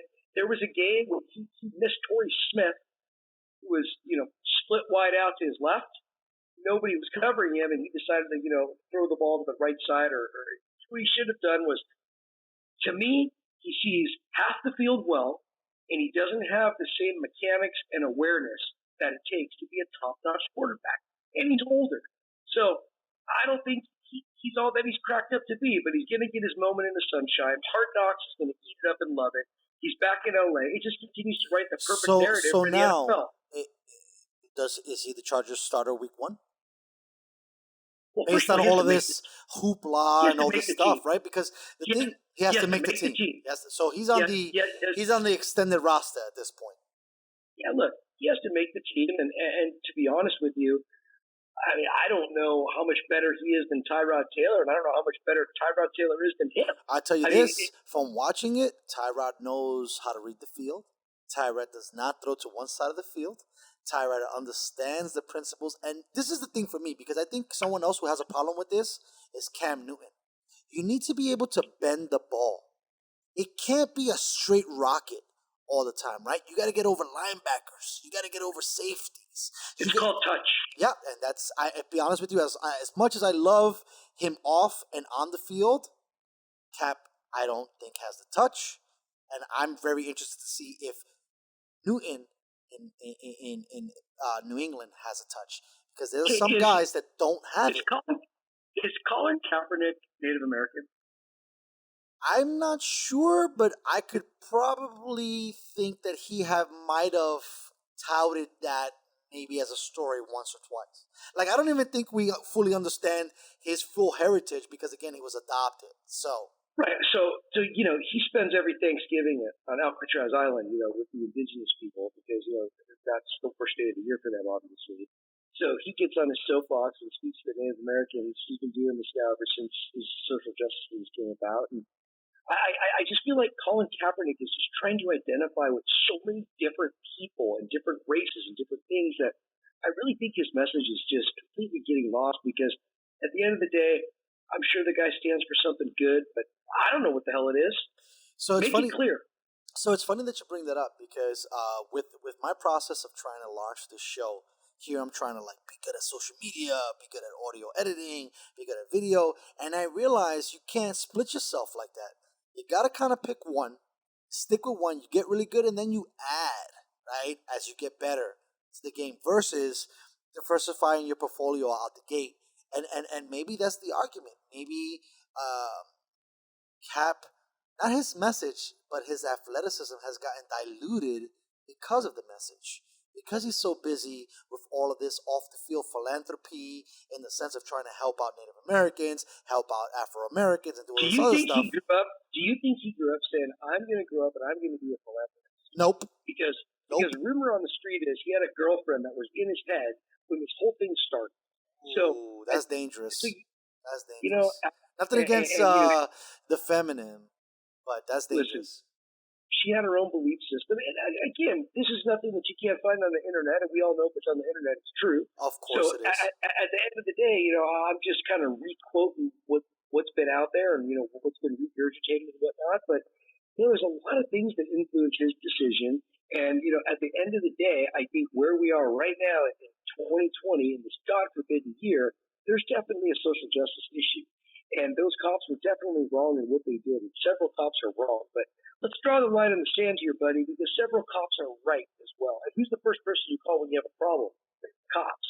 So we need to figure out how to undivide our country. It's never going to happen as long as the Donald's in charge. This ploy to separate us is ridiculous, because at the end of the day, we're all Americans. I get it that at times. Don't you think? Don't you think both parties are creating separation now? Both First of parties all, are creating separation. this is my situation with this both party bullshit. It's one party, okay? It's political. People want to pretend like everybody wants to say the Democrats are for the people. Bullshit. Those guys are millionaires. What the fuck do they know about not being able to pay their rent? Just as much as the Republicans are. I think that the political infrastructure is a joke. And for us to say, hey, I'm a Democrat because I believe in this or that, I don't think these, like, for example, I think Joe Biden is just riding coattails. You know, whatever's hot. Okay, cool. This black movement is good. Okay, let me surround myself with black people. I'll be at a black birthday. I'll be at some black thing. Oh shit! It's all smoke and mirrors, all of it. Right. It's Shit! Latin thing is now. I'm gonna go over there now. That's why at the end of the day, I don't like Trump, but I couldn't sympathize with the fact that he's like, "Fuck you. This is me." I like that. Okay. I don't want you to change sides. I want you to be one guy. Okay, let me just give you my comments on Trump since your show's now gone political. Let's go. It always does. It's hard to not go into this temperature. It's fine, man. I'm totally prepared for anything that you want to throw at me. Let's go, buddy. I'm ready. So tell me, what do you think? Exactly how I feel. Okay. First of all, I'm not going to take credit for this comment, but someone told me this yesterday, and this just really, really, really resonated. Okay. Everyone's all over Trump's ass. He's the worst politician. First of all, he's not a politician. Facts. He's just a businessman. Oh, that too. Yeah. Right. Yeah, he's a businessman. He's a narcissist. And that's what he is, right? But at the end of the day, everyone is saying that he's ruined this country in 3 years, and he's done this, and he's done that, and he's done this, and he's done that, right? The people that are blaming him have been in Congress for 40, 50 years themselves. So how are you going to blame one guy that's been there for 3 years when shit's been fucked up the whole time and you've Nancy been there? Pelosi. Yeah, all you motherfuckers. Everybody that you can name that's a lifer, bro. Joe Biden. Right. Everybody. Right. Hillary Clinton. All you motherfuckers. So you're a lifer in this political world. This is a guy that kind of came out of left field. He did not have to do this. He gives up his salary to do this. Is he politically correct? Hell no. He's terrible on his Twitter, saying things. It's because he's a narcissist. He's a narcissistic businessman. At the end of the day, do I think he's full of hatred and all that stuff? No, he's just a freaking narcissist. And if you don't know what the definition is, look it up. That's him. But at the end of the day, if I was this guy, I'd throw the towel in and say, you know what, fuck it. I don't need to do this. I'm not going to do it. Surprised that he's even trying to run for president again. Because I'd be like, I'm done. I don't want to fuck with you guys no more. This is too ridiculous. This is too intense. I mean, we all see. But when you're a narcissist, but when you're a narcissist, though, you always want to be at the top. So it makes sense. So at the end of the day, do I hate Donald Trump? No, I don't hate Donald Trump. Do I think he's politically incorrect? I do think he's politically incorrect. I really do. Do I love him? No, but I don't hate him either. I just kind of draw the line in the sand because I want to be an American and I want to support the office. Okay, there's been a lot of presidents that have taken office that I haven't necessarily voted for, but once they're in there, I want them to succeed. This is my country. This is where I live. So at the end of the day, I'm going to support anybody that's in there. And the way that people are treating Trump, it's ridiculous. I've heard people make really, really ridiculous comments, and I've never heard people make comments about a president as bad as this. At the end of the day, you might not like the guy, but he's there. So why be an asshole about it? You know, that's just my opinion. Listen, watching this presidency, you can't not agree that it's been a bit of a dumpster fire. It has been. But at the same token, it's a huge dumpster fire. It's been the same reason why this cancel culture try to destroy this whole Goya movement product. Did you hear anything about this? Oh, yeah, the Goya beans. Yeah, they brought in a guy. First of all, if you or me, okay, let's pretend, right? You or me. Let's say we're together. We're an entity. Blowing up. We're huge. They say, hey, come to the White House. First of all, this is something that people don't talk about. Whether you agree with the politics or not, okay, listen. First of all, sure, I'm a black athlete under Obama. Who doesn't want to come to the White House? I think it's a great photo op. Black athlete, Super Bowl, Major League Championship, NBA Championship. I come in and see a black guy. It's cool. All right. A lot of people, when they won championships under the Trump administration, refused to go. All right, but if you get invited, if you mean get invited, you think we're going to take a microphone and say this is the worst president of all fucking time? No, you know what I'm going to say? You know what you're going to say, John? I'm going to say thank you so much, Mr. Trump, for having us out. We really appreciate it. We're really excited about things and this and that. And we're not going to say a bad word, and we're going to try to move forward on it. But everybody tries to ridicule this guy and burn him to the ground. And look, baby, listen, you know what's fucked up? The same reasons why you guys voted for him is the same reasons why he's fucking up. He's not a career politician. You guys voted for him because he wasn't one, right? That's what you guys wanted. You guys wanted shooting from the hip. Okay.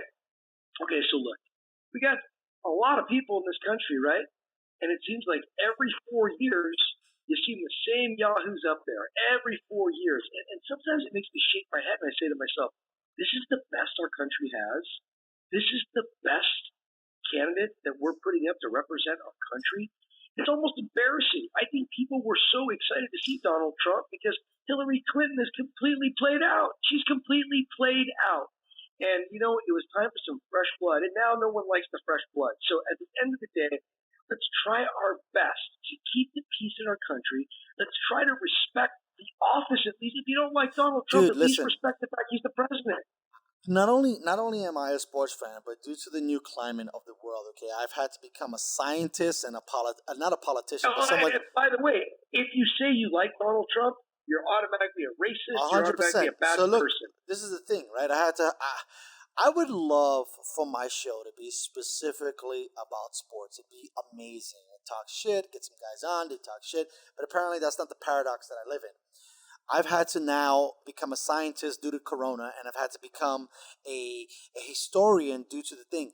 Listen, Obama wasn't great. Bush wasn't great. Bush Sr. wasn't great. Clinton, as much as everybody jocks him, wasn't great. Reagan wasn't great. So why is it that this dude on Epstein's island than come on, he was 21 times on the fucking plane. Meanwhile, back at the ranch, because he can play saxophone and he gets along with black people, he's cool. He's cool, right? Bush, he's a piece of work, isn't he? Right. Bush Jr. didn't even run this country. Dick Cheney is shooting motherfuckers in the face, making billions of dollars on black, like dark, not black, but like dark conspiracy stuff that you're trying to move money into the Middle East so that you got to have private organizations of militants in there, okay? I'm sure George Sr. probably did or didn't want us to go into fucking Iraq and the Gulf War, but we went into... So this is the thing. Every president has their trials and tribulations. I'm not endorsing Trump on this, but financially, we've been better than we've ever been. In the sense of where this nation is trying to understand things, we're a little bit better. Now we had this social thunderstorm. You know, listen, I don't think Obama, Bush, Clinton would have been as brilliant under an epidemic. This is ridiculous. By the way, okay, I don't even know who the fuck the president was when HIV broke out and AIDS broke out, but they didn't do a good job at that shit either. Meanwhile, back at the ranch, those guys get accepted with big arms, right? And, you know, Trump has had many photo ops with multiple of these presidents. To me, this is the thing. It's not about who's in office. It's about the whole infrastructure. And that's where the idea of systemic is a problem. Look, so many things in our country are broken. So many things. You know, law enforcement's broken. It really is. Criminals have more rights than the police officers. And I only say that because I have family that's in law enforcement. A lot of them have opted to retire or get out early because I would totally. It's a whole different game right now. It's a whole different game. I think what it boils down to is that Donald Trump has zero bedside manner. Facts. And when you're running a country, I think people are kind of looking to you to almost be like the big teddy bear that you can hug, the person you can seek comfort in. And I feel like the average person does not seek comfort in him. And I think that really plays a big part in it. So he could be doing all the right things. Everything in this country could be going, you know, balls to the wall perfect. And people are still not going to like him because of his arrogance or his bedside manner. So I think you have to look at the whole package. I agree. And this is the thing. I think that whatever or whoever is sending some of these messages have us divided and distracted. And so while other people are able to do things in the background, we're confused and we don't understand things. I mean, listen, God bless George Floyd, but how many other individuals died at the hands of the police department, right? I'm not saying one way or another, but why was this particular story sensationalized during the pandemic, right? Was this something to motivate people to go outside and get sick? I mean, this whole thing smells so fucking bad that thank God we're in California, that we're a little bit, I'm not going to say totally removed, but we're a lot more removed from the Northeast, the South, the Midwest. I mean, California, as you know, John, is a totally different animal. Let me just comment about George Floyd, and I mean, God rest his soul. I don't want to say anything that's going to, incriminate me here, but at the end of the day, I think people do, because this is something that really bothers me. My mom passed away right around the same time as George Floyd died, I remember waking up and seeing murals on the wall of, George Floyd with an angel with, the halo wings It and the was halo awesome. up. Yeah. It's beautiful, right? But see, this is where I have a real personal problem with this. George Floyd, that did not deserve to happen to him, and I'll never say that it did. He was a criminal. He had just gotten out of jail from putting a gun in a woman's belly. He was committing a crime when they picked him up. He had been arrested multiple times. So was it right what happened to him? Absolutely not. But I'll tell you what, if you don't do bad things and you obey the law, you're going to definitely mitigate any damages. All I'm trying to say is poke the bear enough, sometimes the bear is going to bite you back. And it wasn't right. I am not justifying it whatsoever, but I just don't think he died an absolute angel. I'm thinking about my mom that died an absolute angel. I couldn't have a funeral for her, but he could have a funeral. So at the end of the day, I think our country's a little bit backwards on everything. That's why I felt there was like this weird narrative. Again, I was watching, I read everything, I seen every video. There was tons of people getting shot and pinned down and messed up by PD across the board.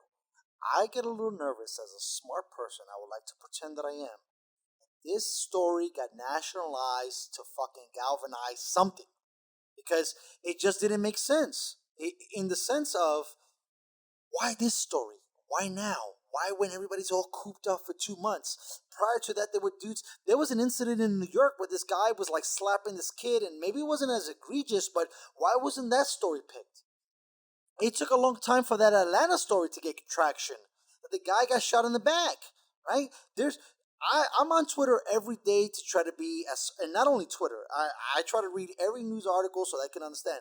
But it does ring a little unfamiliar. Also, I find a little weird and a little conspiracy thing. Had COVID, right? What are we doing here, guys? Why, in the one time that we need the people that are in charge, the Trumps, the under, which means like the CDC, WHO, his cabinet, the media, NBC, MSNBC, CNN. The one time we need these guys to be honest with us, they don't care. They just want whatever story is more interesting. Listen, you know what yellow journalism is, right? Tell me what that is. Yellow journalism is what they want you to see, right. Yeah, what they want you to hear, what they want. So, you can throw a story out there right now, and half the people are going to read it and believe it and think it's true and probably forward it on and start telling all their friends. You could start a rumor right now if you wanted to. So at the end of the day, you just don't know what's true and what isn't. It's so sad to be honest with you. To put it in a nutshell, it's sad to be an American right now, in my opinion, because the information that's coming to us is not real. Us as individuals, we're trying to make sense out of it, and it's hard. We're getting pissed off at the store because one guy doesn't want to wear a mask. Meanwhile, back at the ranch, what was it, 4 months ago, they said masks weren't going to help you. Now, masks are going to help you. Then you got Anthony Fauci coming out and saying, well, the reason why I stepped back, or I didn't say that, I was afraid that all the PPE would be consumed by some of these hoarders. What's happening here? We're becoming almost like a third world country so quickly. We've been the United States for 277 years. We're coming apart in months. How's that possible?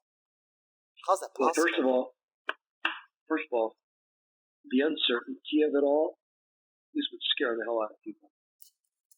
And I think that when this passes, we're going to see the death rate was a lot lower, than we thought. Now, granted, we don't want anybody to die. I know this is killing people with respiratory issues. My cousin is a respiratory therapist. He tells me about this stuff. He sent me pictures of these poor people, in their COVID. We know it's real. I now know people that have it. A few months ago, I didn't know anybody. That was not to interrupt you. That was my biggest thing. I was like, if people are dying of COVID, I know like 100 people. No one has it. And then I would talk to somebody else who had like a contact list of 100. They didn't know. So that was the weirdest thing, right? As West Coasters, but now it's happening. People now. Right, they know.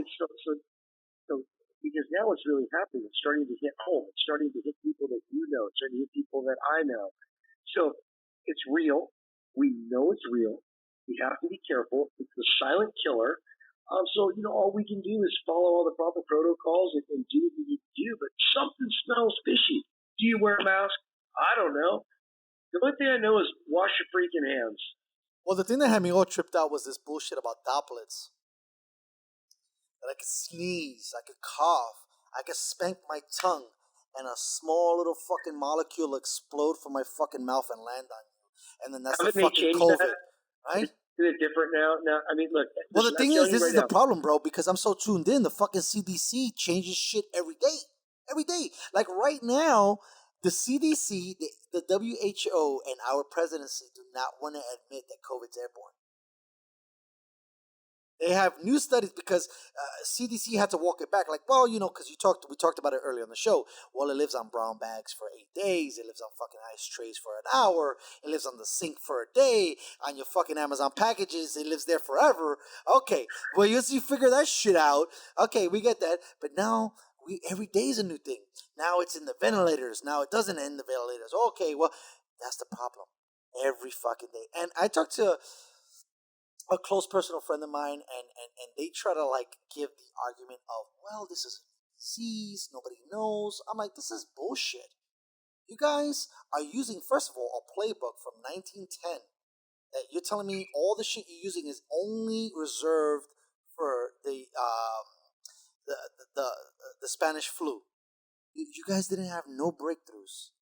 No breakthroughs. I could talk to a guy remotely through my iPhone on a fucking show, but yet, in 100 years, you guys had no breakthroughs on diseases. You had no breakthroughs on vaccinations. Come on, man. Like, this almost sounds like they're just trying to eradicate people in this country, bro. Listen, man. It's almost like,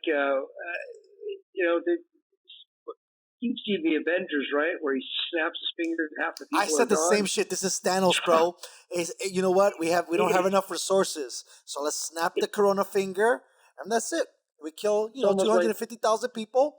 Now the rest of you motherfuckers can live. Good luck. What do they call it? Natural selection or whatever it is? Look, yes. at the end of the day, I don't know. You must, as soon as the show's over, you must watch. I'm telling you, the coronavirus horse race. I got it. You need to watch that. It'll tell you everything you need to know.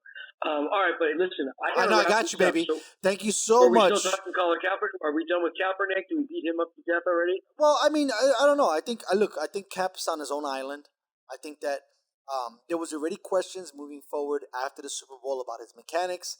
This is the thing. I always talk about this. I wish Tim Tebow was able to be drafted by the Miami Dolphins when they had Ronnie Brown and Ricky Williams and they were running the Wildcat. The thing about the NFL is that the offense works with you to be a star, right? So, for example, not to throw Lamar under the bus, but Lamar has 4 tight ends, 1 receiver, 4 running backs. Oh, shit. And a backup quarterback that no one talks about because RG3 was his backup when he needed some time. Right. So we're running the same offense. Okay, it's all about where you're at, man. So maybe Cap was great as a Niner. He might suck as a Jet. He might be awesome as a Patriot. He might suck as a Niner. The NFL is all about this, in my opinion. It's about where you land. Look, Even Andrew Luck stood an extra year in college because he's like, fuck you, I'm not going to Cleveland. I'm not, bro. I can't do it. Oh, Colts? I like that place. Oh, Patriots? Oh, I like that place. Oh, shit, the Chiefs drafted me? I'll go there. I feel the same thing about Cam Newton. What if Cam was drafted by the Pats and not drafted by the Carolina Panthers? The Carolina Panthers have been a defensive sound team for a long time. He went there. What weapon did this guy have? He had an aging Olsen. Okay? He gets that And an kid. aging Steve Smith.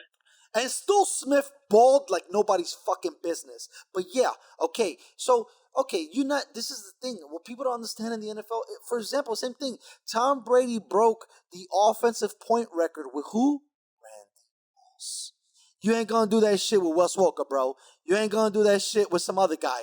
You need an elite dude. Oh, Donovan McNabb? You can't play quarterback? I'll give you Terrell Owens. Oh shit, this guy goes to the Super Bowl. But Donovan McNabb can't play quarterback. I get that. And but I this is heard the thing. I heard that right out of Terrell Owens' mouth, man. When I spent some time with him, him and Donovan, man. Yeah, but the thing was, look, you give Donovan a Brian Westbrook. You give him a Terrell Owens. You give him a Todd Peakston. And now we got things. This is the way, like, for example, do we think Joe Burrow is going to go undefeated as a Cincinnati Bengal with a fucking guy who can't even stay healthy? And I love their wide receiver core, but for whatever reason, the receiver core can't stay healthy. You think he's going to kill? I don't believe. No, I don't believe. He's going to the Bengals, man. He's Goodbye. going to the Bengals. There's only one guy who took the Bengals to the Super Bowl, and it was against your team. And apparently, they run into a buzzsaw called Joe Montana, and they tried, but it didn't work out. Look, if you're a sports guy, just stay out of the state of Ohio altogether. LeBron James left. Come on, guys. But LeBron went there, handled his business before he left. First of all, why I respect him. I love LeBron. But even when you're born and raised and you get drafted, you're like, well, you know what? The weather's a little nicer in Miami. The weather's a little nicer in Southern California. Hey, I'm out. The opportunities are great. Come on. Are you kidding me? We knew LeBron James was coming here probably a year before he came. Because he enrolled his kid in Sierra Canyon. And he bought some property over here. And he got married in San Diego. The writing was on the wall.